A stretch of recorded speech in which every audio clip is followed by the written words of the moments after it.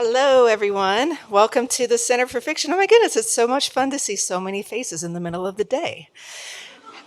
How many of you are visiting us for the first time today?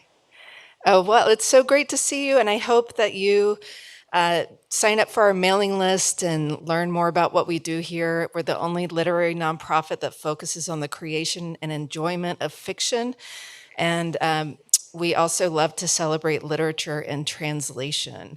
Today's event is part of our International Library series. One of my co-conspirators will tell you more about that. But before we do that, just a couple of housekeeping announcements. The books they are pre-signed and they'll be available for purchase at the bookstore after the event. And Emily will personalize them on the other side of this wall. And if you have a question for the audience Q&A, raise your hand and we'll bring a microphone to you. That's so the audiences in Paris and San Francisco will be able to hear you as well. I didn't print my script, but I think that's all I need to tell you. So I'm going to introduce you now to Emily Biggs at the American Library in Paris, who will tell you a little bit more about this series. Hello, I'm Emily Biggs, Programs Manager at the American Library in Paris. I'm joined tonight by Alice Oswald, who has just arrived after a speedy taxi ride over, so we're thrilled to be hosting her in Paris. I'm going to tell you a little bit about the American Library, and then I'm going to explain the International Library series as well before I pass it on over to Leslie Ann, who will be introducing our brilliant speakers tonight. One of whom is sitting right next to me. So founded in 1920, the American Library in Paris, an independent nonprofit organization, is the largest English language lending library on the European continent. A welcoming space for the thoughtful and curious in Paris.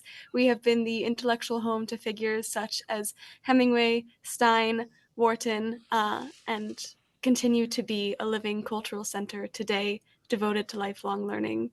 As part of our programming mission, we are so thrilled and honored to be partnering with the Center for Fiction and the Center for the Art of Translation to be bringing you the International Library series. This is a series of conversations across time, place, culture, and literary tradition with live audiences in San Francisco, Brooklyn, and Paris here at the intersection of theory and practice, past and present, story and history. This series spotlights translators across the globe, highlighting the craft of translation and its connection to power, politics, history, and identity. We celebrate the live diffusion of in-person conversations in the hopes of conjuring new possibilities and connecting new audiences across land and sea for a collective, intercultural experience. Thank you all so much for joining us tonight from here in Paris. I'm going to pass on over to Leslie Ann now.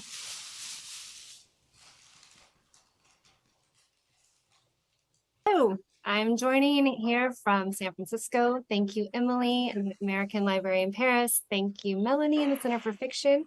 We have a beautiful day here. It's our summer, so we're enjoying some fleeting sunshine at the moment. I'm joining you from the Center for the Art of Translation, a literary nonprofit based here in San Francisco, California. The Center for the Art of Translation champions literary translation and honors the work of translators. Our publications, events, and educational programming enrich the library of vital literary works, nurture and promote the work of translators, build audiences for literature and translation, and honor the incredible linguistic and cultural diversity of our schools and our world. You can find more about our work at catranslation.org. I have the immense pleasure today of introducing our two guests. Alice Oswald is the author of 8 books of poetry, including Memorial, a version of Homer's Iliad, and a collage of water stories from the Odyssey called Nobody, a Hymn to the Sea. She's also the author of Falling Awake, winner of the Costa Poetry Award and Griffin Poetry Prize. Elected as the University of Oxford Professor of Poetry in 2019, she lives in Bristol, United Kingdom, but she's joining us today from Paris. Emily Wilson is a professor of classical studies at the University of Pennsylvania. She has been named a Fellow of the American Academy in Rome in Renaissance and Early Modern Scholarship. She's a MacArthur Fellow and a Guggenheim Fellow.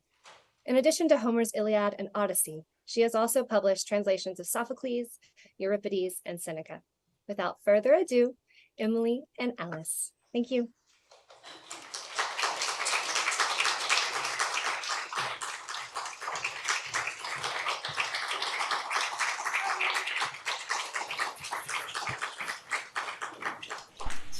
So does this work?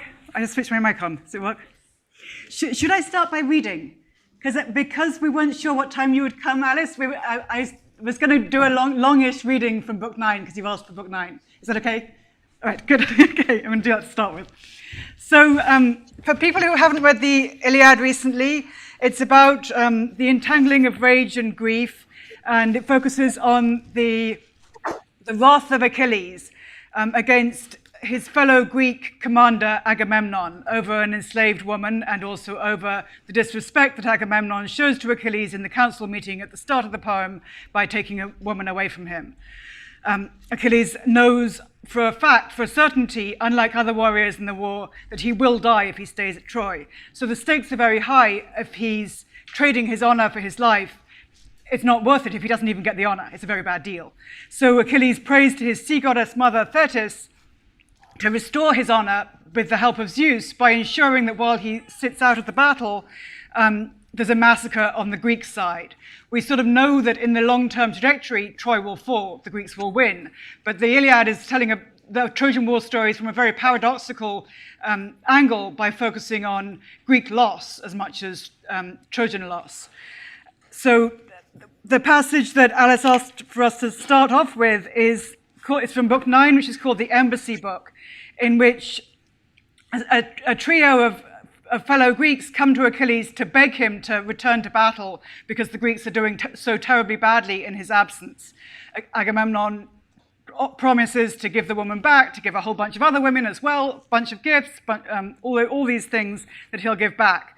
But Achilles adamantly refuses. And so I'm just going to read his adamant refusal and then the response to that enraged refusal by his old tutor, Phoenix. So I'll just read the first few lines in Greek and then I'll read in English. And this is after Odysseus has made a speech explaining why, according to him, as a great military strategist and smart guy, Achilles should return to battle.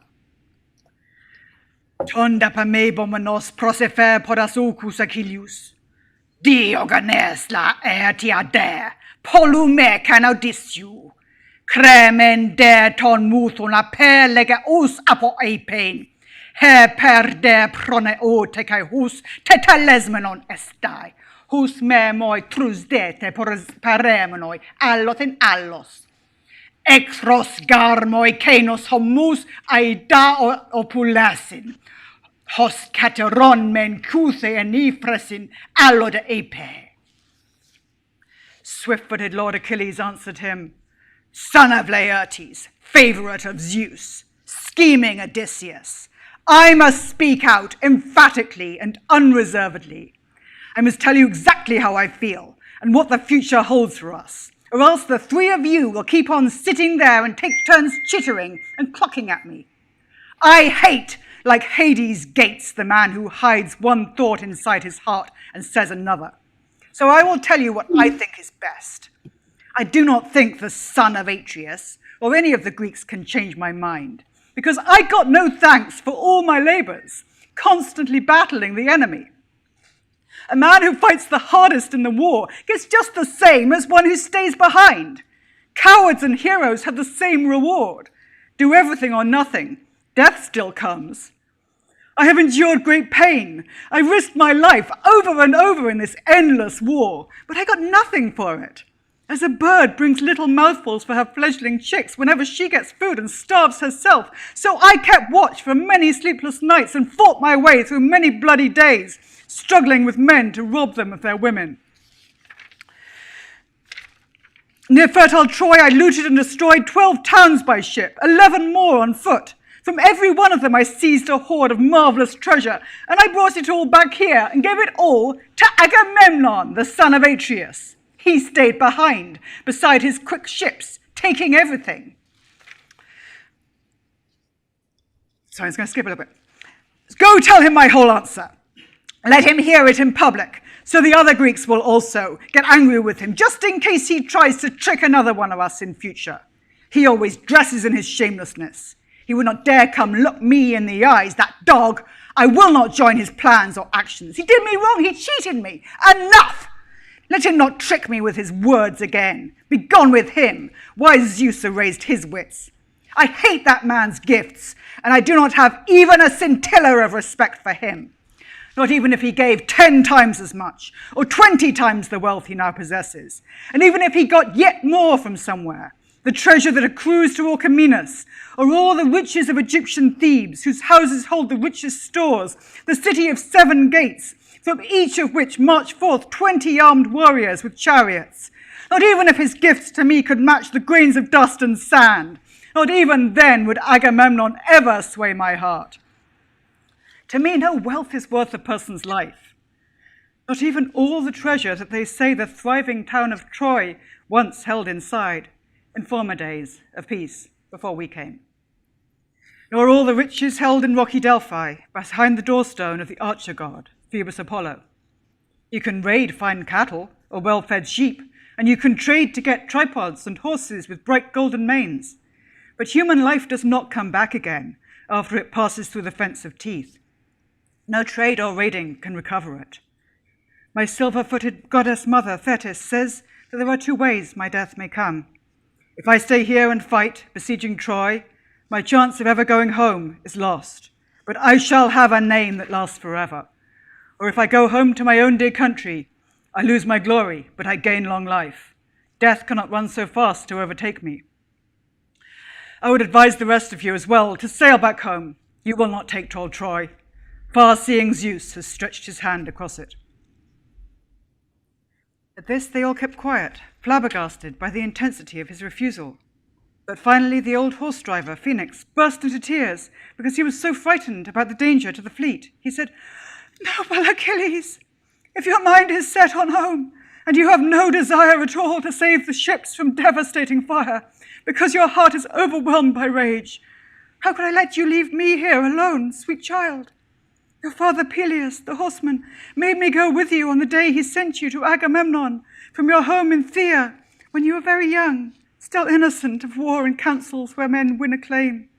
I was to teach you everything, to be an artful speaker and a man of action. And I made you the man you are, Achilles, a godlike hero. I loved you so deeply. You never wanted to go dine or feast inside the hall with anybody else. I put you on my lap and cut for you mouthfuls of meat and gave you sips of wine. You often got my chest and tunic wet with spit-up wine. It hurt your childish stomach. I worked and labored very hard for you because I knew the gods would never give me my own son. So Achilles, godlike man, I treated you as my own child and hoped one day you would protect me from the shame of ruin in old age. Now please, Achilles, subdue your pride. Your heart must not remain forever unrelenting.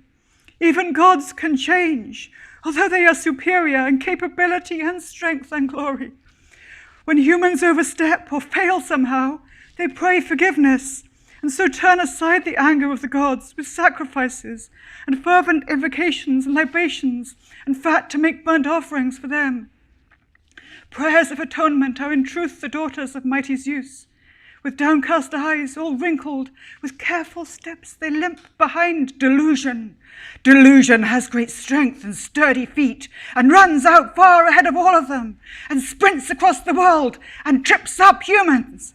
The prayers come after her and heal the damage. When somebody responds to their approach with reverence, they heed his supplications and give him many blessings. But if someone rejects these daughters of Almighty Zeus, and stubbornly refuses them, they go to Zeus, the son of Kronos, and they pray that ruinous delusion walk beside that man until he trips and has to pay. But you, Achilles, give these goddesses respect, which influences noble minds." Okay, I'm going to stop there.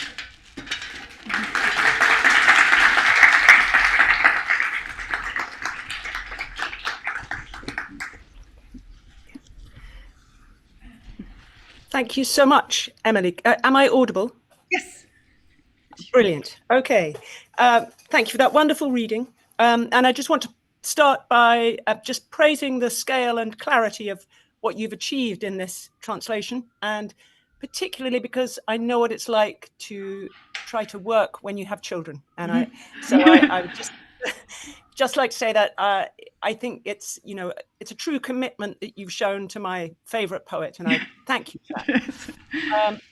And because I think I'm as deeply committed to Homer, I hope that we can allow a certain kind of vehemence in our conversation tonight, because I think that we, to a certain extent, read a different poem, and that's because the poem is such a huge and sort of multifaceted piece of work that I want to make sure that some of the other Iliads can shine through tonight. And I really hope that you will kind of speak passionately about the one that you stand for, because I think we both would acknowledge that it's an incredibly important and rich poem, perhaps more important than ever at the moment when so many horrifying things are happening around the world. And I value Homer so much for seeming to love both the Greeks and the Trojans, which is obviously what one must do in times like this. And, you know, one is all the time at the moment watching horrible stories on the news and hearing, you know, the cries of people in Gaza saying, what has happened to justice? And I think Homer has lots of answers to that. And actually, in that piece that you've just read, I have always really loved that passage about the Litai, who you call the prayers of atonement. Is that yes. right? And I quite often send that passage to people. I've sent that passage recently to people both from Israel and from Gaza. And it seems to me to speak so deeply to the issues that we're in at the moment.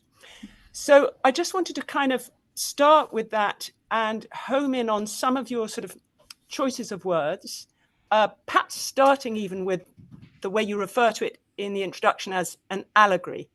And I have a real feeling that Homer is never allegorical. Everything in Homer is absolutely present, sort of flesh and bloodly present. Both the gods and the ideas and the plants and everything is as present as everything else. And you use the word in that passage, atonement, which is a really interesting word because it comes actually from a different tradition from Homer. It's quite a Judaic word, I think. And I would say that for me, Homer is very much not atonement, he's at-tument, if you get what I mean. So I wanted you to talk a little bit about your choice of that word, because I think that these, I won't call them allegories, I think they are beings, these litai. I think they're present in that final meeting with Achilles and Priam as spirits of persuasion, spirits of apology, spirits of restitution, which is a word you also use in your introduction. And I think a lot about how I would translate that word litai, and I haven't come up with one yet, but I wanted you to defend your choice. Yes, so I don't see allegory as an antonym for totally real. I mean, if you think about the proliferations of Spenser's era and the ways that in the Fairy Queen, there were these allegorical figures who are also fully realized poetic, narrative, fiction, mythological beings. And of course, we believe in them. We believe in bloody Eris standing over the battlefield as a character and also as an embodiment of a particular idea and concept and thing that runs through human beings as well as through the mass of people on the battlefield.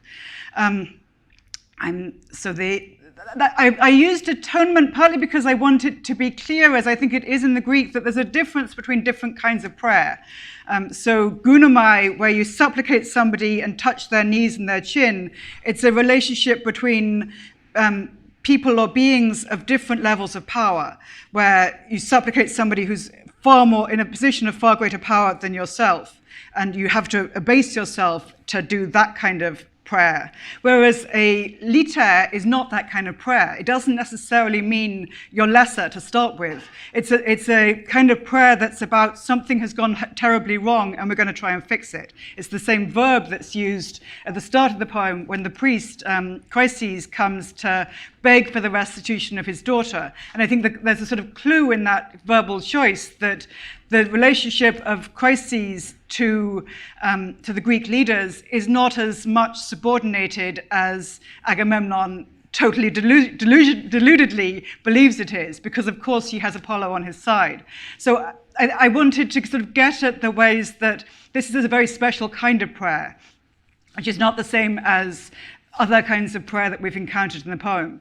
And I also very much wanted to make sure that the language of ater is the word that's used in Greek, which is used repeatedly by Agamemnon of his own actions, not used of Achilles of his own actions. So there's this sort of paradox that Phoenix is responding to Achilles by speaking implicitly of Achilles as the deluded one, whereas within the rest of the poem, we're presented with an Agamemnon who sees himself as deluded. So there's this sort of overlap between which different ways have these leaders been overwhelmed by emotions that have led to disastrous decision-making. I'm not sure if that gets to everything that you're asking about. There's lots of things to say there. Yes. That's a really interesting answer. And I guess it's not, one ought to be able to read that word atonement without necessarily bringing in all the kind of religious significance that it's gained, since people have been reading the Bible. But I think I'm just sort of, and I think it's that the word lissamai is used a little bit before it in that very passage that you read, and it's got that sort of that feeling of human to human almost, I think, hasn't it, as well as to God. Yeah. Because I think for me, what really comes out structurally in Homer as well as in its content is that sense of equivalence. So everything is given a kind of equivalent value. And I would say that is primarily to do with the hexameter, and that is changed through pentameter. And I wondered whether you might, I know that I think you even tried hexameter or heptameter a little bit in this version. And there is something, it's very hard to capture in English. Actually, I think Richmond Lattimore does a very good job of a kind of a modern hexameter or heptameter, which does work for me. But I think there's something in the length of line and the balance of line and the very marked sort of pause in the middle of a hexameter that isn't there in a pentameter, partly because the tune of pentameter is made by sentences. And Homer doesn't really have sentences. I think a sentence is a rational unit. That's what Gertrude Stein says. She says sentences are rational, paragraphs are emotional. And so I think there's something very literary that gets creeping in with the pentameter. And I wondered whether you might talk a bit about your choice of pentameter over hexameter. Yes, I mean, for me, the Lattimore translations are kind of frustrating because they're not actually hexameter. I mean, they don't scan. If you read them out loud, they don't have a regular rhythm in the way that Homer does. And to me, it was essential to, obviously we can disagree about that. Different people are going to have different visions about that. But it's just literally, they don't scan. And so to me, it was frustrating in the various, I've obviously taught Homer both in the original and in translation many times over the years, and it's always been frustrating to me to sort of have to tell students, in the original this has a very regular meter, and that's not there in the translation we're using because that doesn't have that, and just trust me on this. And I didn't like that, and I wanted to try to use a very regular meter that would not be the same as, as you say, I did try out using a longer line. I experimented for a long time with whether I could try to do not the Lattimore version of it's a long line but it doesn't scan, but do an actually scanning hexameter. And I just couldn't, for me, I felt I was losing so much of what was there in the original in terms of the pacing and in terms of the energy of the line and of the verse paragraph, and of course everyone's poetic ear is going to be different, and everyone's going to have a different sense of what works, what doesn't work, what is like and what is unlike. I mean, that age-old Wittgensteinian question of how do we carry on the same, which is there for any translator. What is the same? What is different? Of course, all the words in any translation are totally different from the words of the original. But to me, the absence of a very regular metrical Homer in a clear English which is accessible to 21st century readers in a way that one can imagine Homer was accessible to listeners in the 6th century BCE, that seemed like it was worth it, even though I'm using, as you say, a different line. And to me, iambic pentameter doesn't convey literariness necessarily. I mean, I wanted to try to do a translation that would be both very metrical and, in that sense, artificially poetic.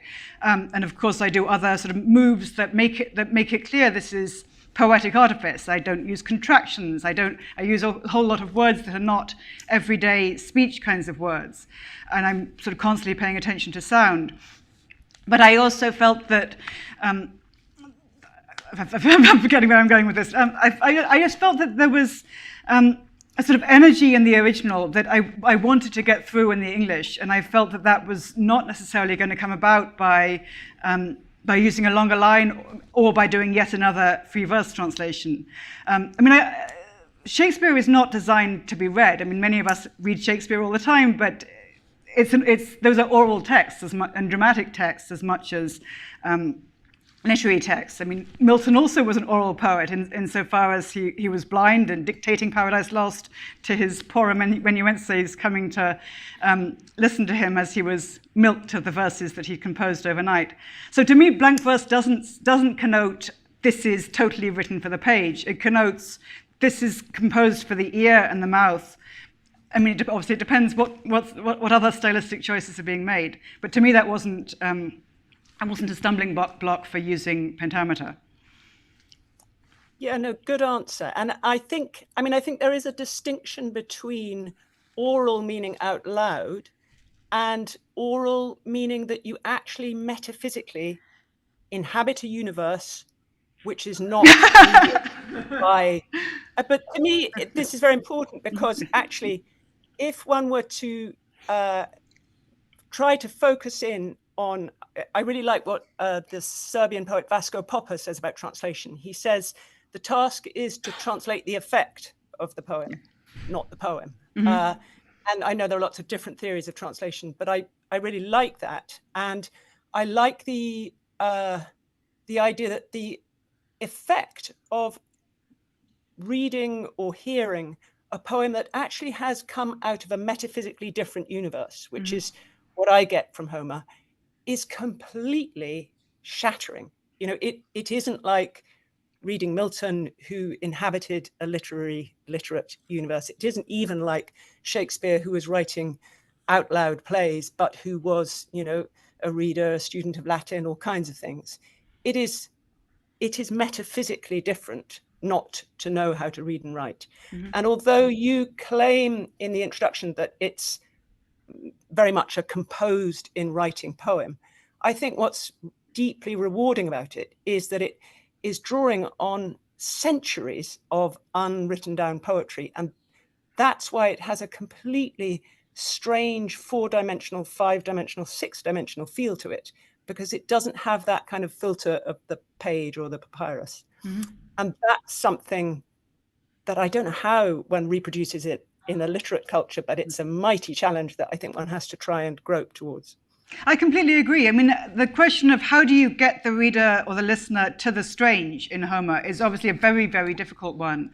And of course, one possible approach is to use language that's always, from the very start, completely strange.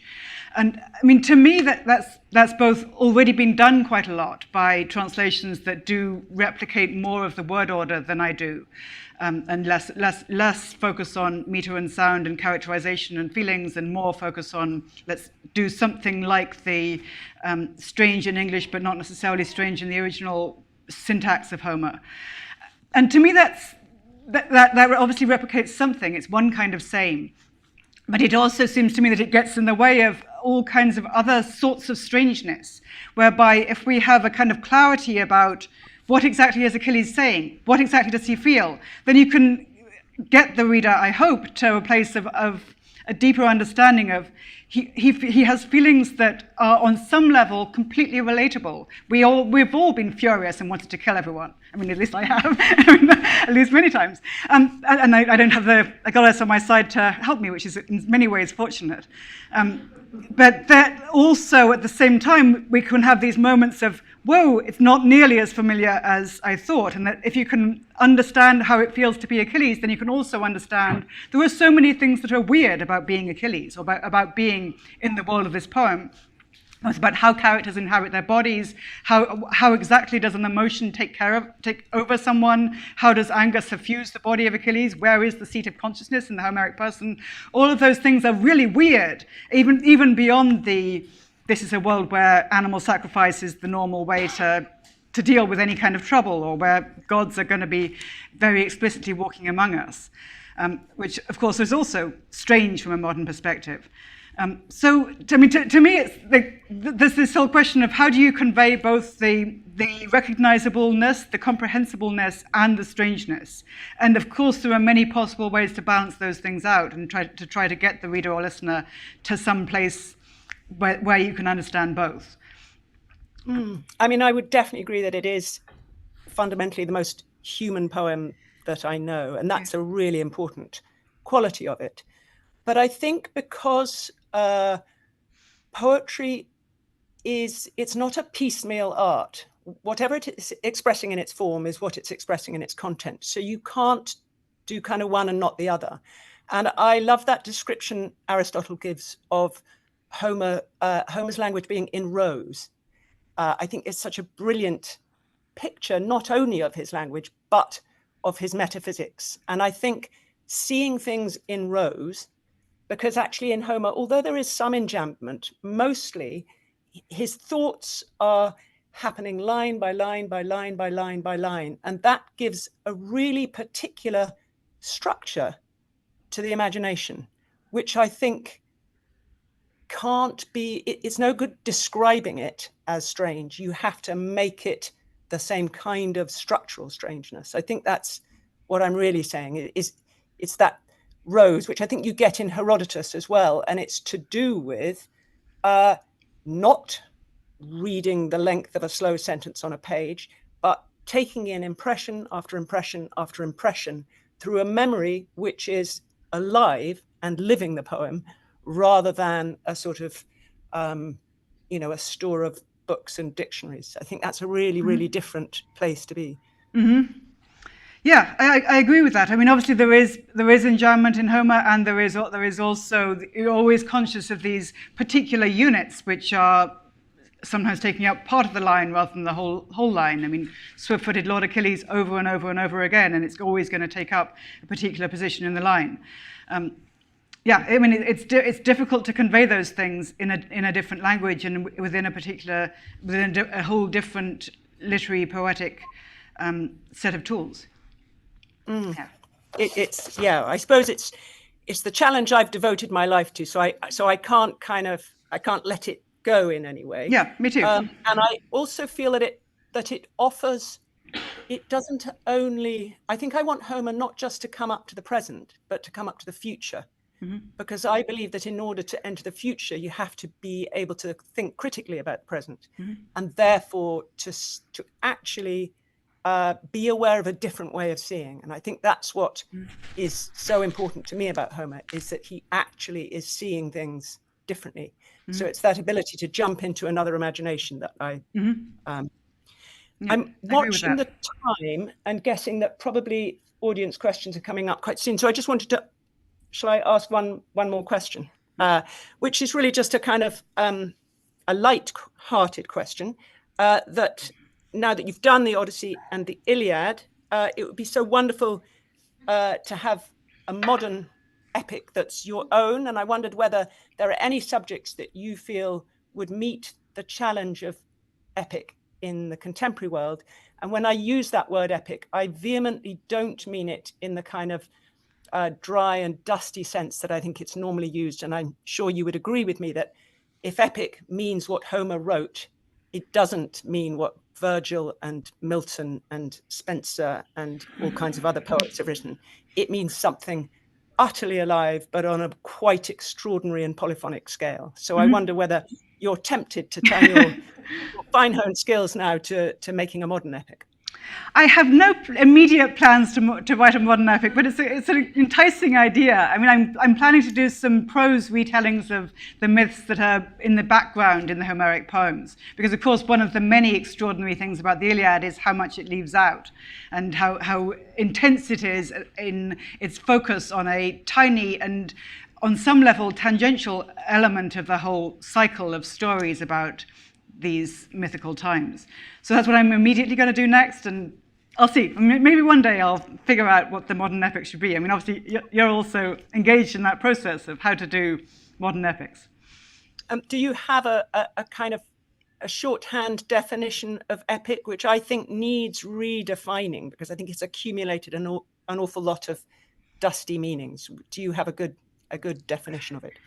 I don't think I do. I mean, I think the accumulation of meaning is part of what language is, right? I don't think one can do a Humpty Dumpty with words and just say, this is what, let's line them up on Saturdays and tell them what they mean. I'm not sure that we can do that with epic or any word. I think we have to acknowledge that language comes to us filtered through history and filtered through many mouths with whom we may disagree. I mean, clearly, on some level, in the Homeric poems, epic means something that has to do with all these gaps of scale and also with all this aliveness, which I think in a way we've been talking about the aliveness of the world in Homer, as well as the focus on death, but also the aliveness of the spears and the land and the ways that the rivers and the trees and the animals also have their life, and the sense that everyone matters, including the Trojans, including the Greeks, including the deities, including the dark ships which may be destroyed. So I think some element of maybe the Homeric rather than the epic has to do with a poetics of life, but I'm not sure that that's the only thing that epic can mean. I think it can mean all kinds of things. Thank you so much. I imagine it's time for audience questions. I think we've, is that right? Yes, looks Yeah. right. Yeah. So is that for me to open it up to the audience? Yes, that Yeah. sounds great. I think Melanie or Leslie would be able to step in and help as well. Brilliant. Okay, so I'm opening this up to the audience for questions. So if you have a question, you can raise your hand and we'll come over to you with a microphone.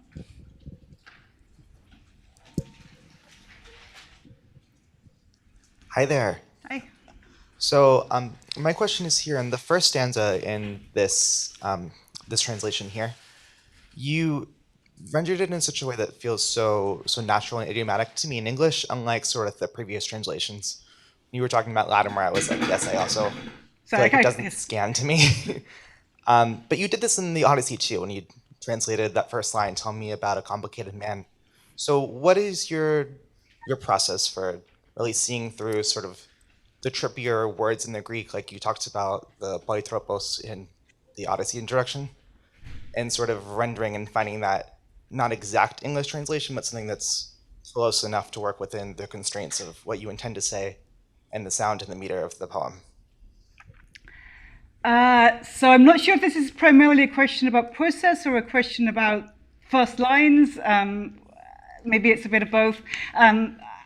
So I do a lot of drafts and rewrites and rewrites and rewrites. I mean, it takes a very long time to get to what I hope in the end feels like this has to be the way it is. I mean, I want there to be a sense of this flows and it's fluent and natural seeming, and to get to that takes many, many rewrites and many sort of attempts at things which don't work before I get to something which seems like it might work both on the page and as a read aloudable metrical verse thing.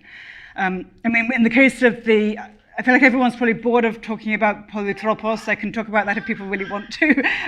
In the case of the beginning of the Iliad, I mean, I wrestled, of course, with what do I do with menace? Is it wrath? Is it rage? Is it anger? How do I... in a way, that was a relatively easy one because I felt the only way to convey Achilles' anger is not a normal kind of anger. He kills enormous numbers of people by doing nothing, by not even moving. And that's the kind of wrath of a god can achieve that. Most normal human beings can only slaughter a few people in one go, not as many people as Achilles does without even lifting a toenail. One of the words that I struggled with the most was ulomenen, which is an example of Homeric enjambment. Meninae detha pelea doa keleos ulomenen. And clearly that word has a huge impact, and it conveys we've got a sort of sandwiching of the noun wrath, menace, with the epithet, the participle ulomenen, deadly. It's conveying the terrible consequences of this one half divine human being's wrath. And I really struggle with how can I get a word that's going to have enough impact to make you really feel this is something. I mean, if I use a word like deadly doesn't sound very deadly.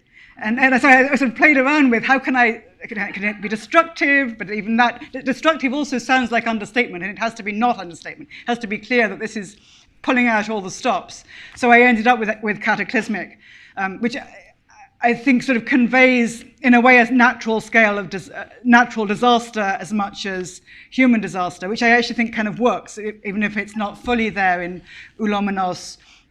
It conveys that this is deadly in a way that overreaches normal kinds of deadliness. I mean, this is a poem in which there's many kinds of death and destruction and massacre of all different kinds, both natural and divine-made and human-made.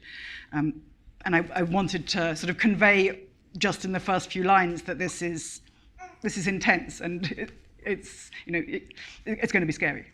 Yeah. I also just like one more thing is that with the Odyssey, with both Homeric poems, with translation in general, I think one of the things that ideally a translator should try to think about and, if possible, replicate is what is the feel of a text. I think it has to include something like the music, the meter, the sounds, the characterization, the tone, the style, and also something about the pacing. If a text feels quick in a particular passage, I think the translation should ideally try to feel quick. If it feels like it slows down, the translation should slow down. With the Odyssey, I thought, I made myself stick to the same number of lines as the original, because I thought maybe this discipline of I'm going to use very regular meter and stick to the same number of lines, that will force me to be always thinking about pacing. Whereas with the Iliad, I let myself have more lines, and I actually think it had really good consequences, including that I could use words like cataclysmic without worrying about I just used up all my syllables. I can't have anything else in that line.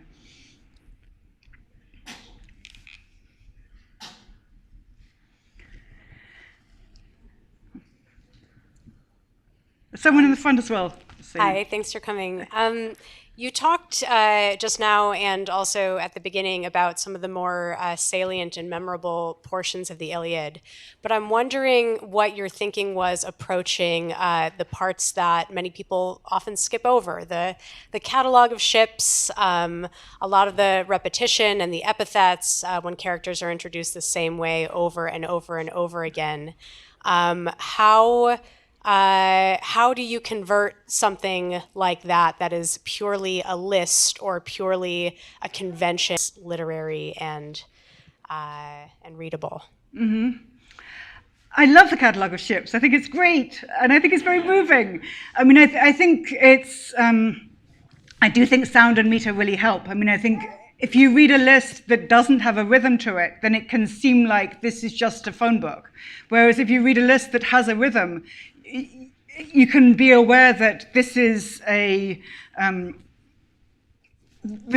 of sound and music, and it's also a memorial for the dead. It's an evocation of how many people gathered from all different parts of the Greek-speaking world to die there at Troy, far from their homes.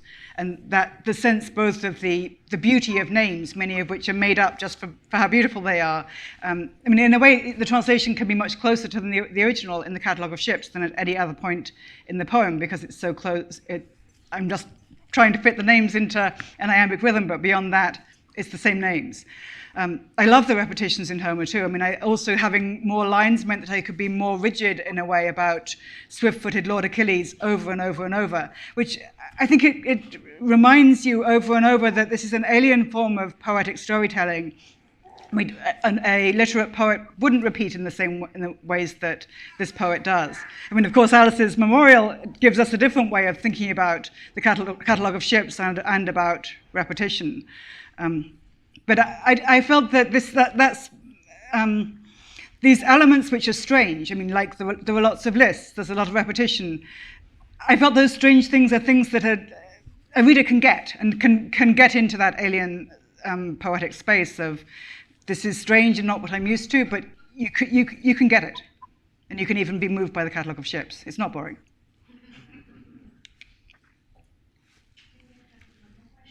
There's a couple at the front.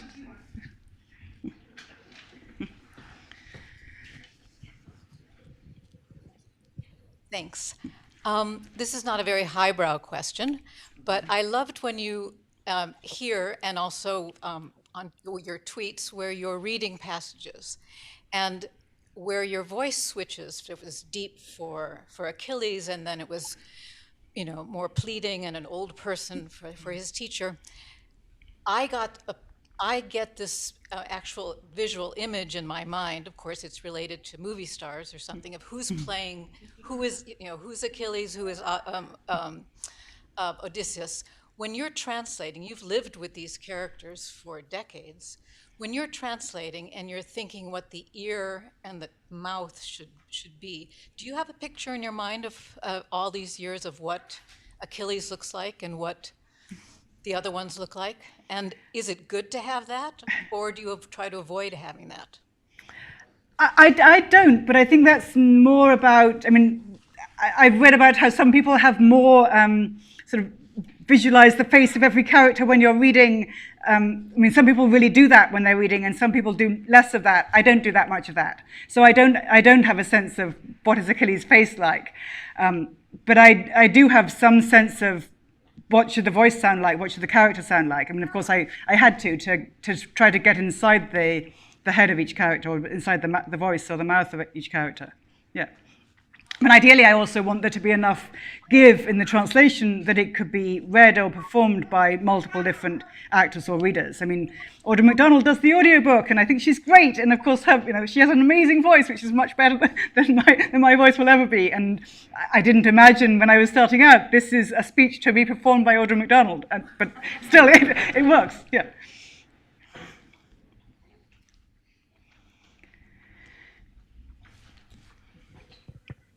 Hi there, Emily. Thank you so much for being here, for one thing, and thank you for your extraordinarily beautifully impassioned reading of the material. You used the word process, I think, when you were answering the first question, and I wonder if you could talk a little bit more about how you do set about on a project like this. So a project like this, the only project like this that I've done is the Odyssey, because unlike, they're by far the longest translation projects I've done. I set about it, I feel like this maybe isn't advice for how one should set about it, but I set about it just by panicking for a couple of years and sort of feeling that I just don't know how to do this, and then trying to teach myself how to do it by a whole lot of false starts and a whole lot of experimenting. And as we were saying, I experimented with different verse forms of, can I make a longer line work? I tried for a long time to see if I could make a longer line work, and I felt I couldn't. I felt it was completely without any of the energy that I hear in the Greek if I tried using a longer line. I do a lot of reading out loud of both the original, and then I do drafts by hand and I read them out loud, and then I try and figure out what have I failed to get, and then I reread the commentaries and I reread the original, and then I cross out my draft and try again. So a lot of that. And it got much easier. With both these projects, with both the Odyssey and the Iliad, the first couple of years were really hard.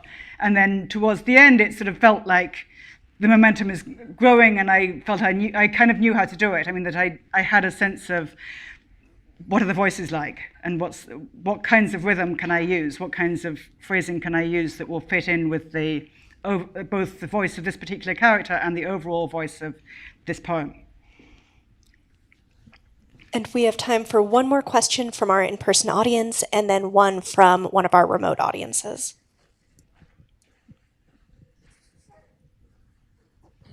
Thanks. Thank you so much. I appreciated your conversation earlier about what is the same and how to keep things the same. But I wanted to know if you would speak about anything that's just utterly and irrevocably different. Like, is there anything in the original Greek that you feel is uncapturable in English? And what's your perspective on that?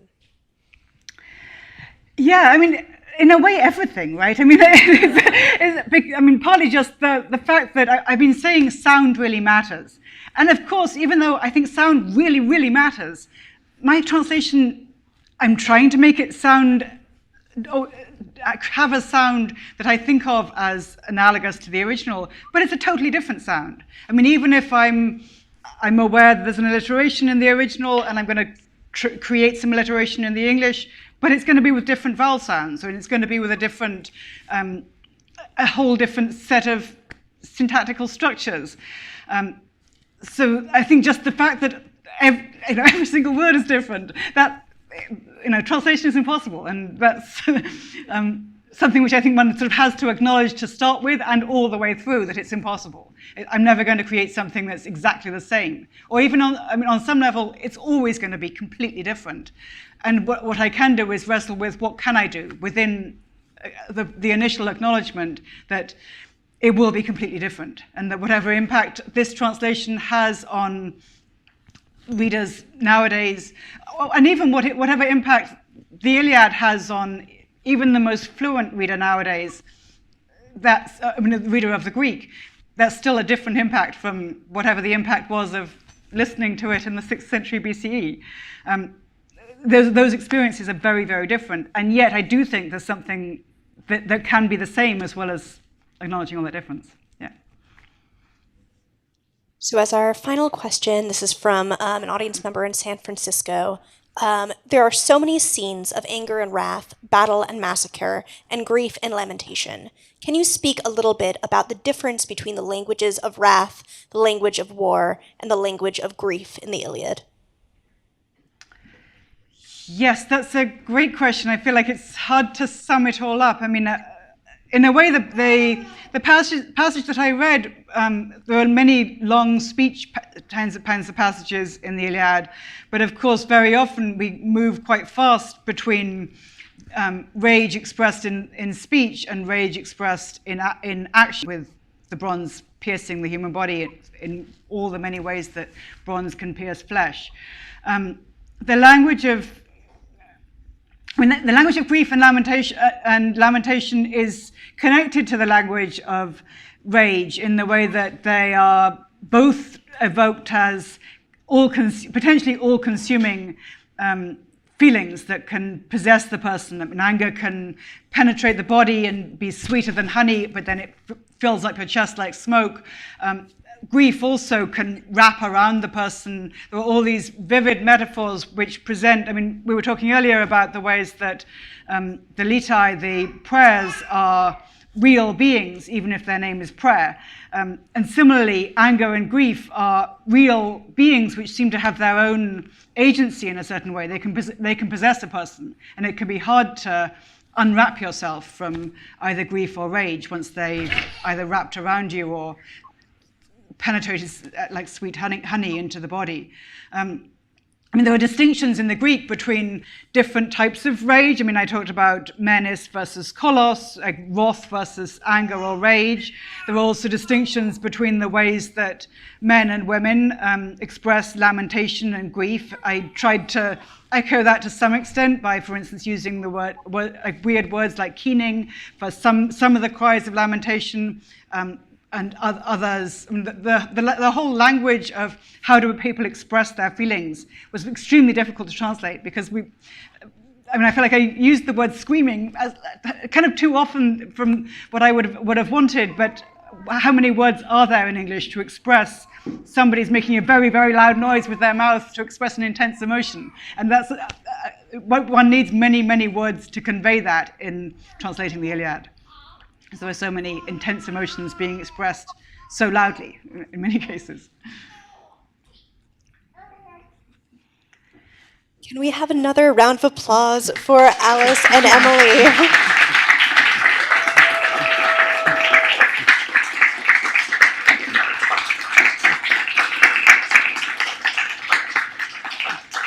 Thank you both. It was such a gift to have you both in the space and virtual, having this really wonderful conversation. And thank you all for being here on an afternoon, on a weekday. It's really exciting to see a full house come out for this really cool event.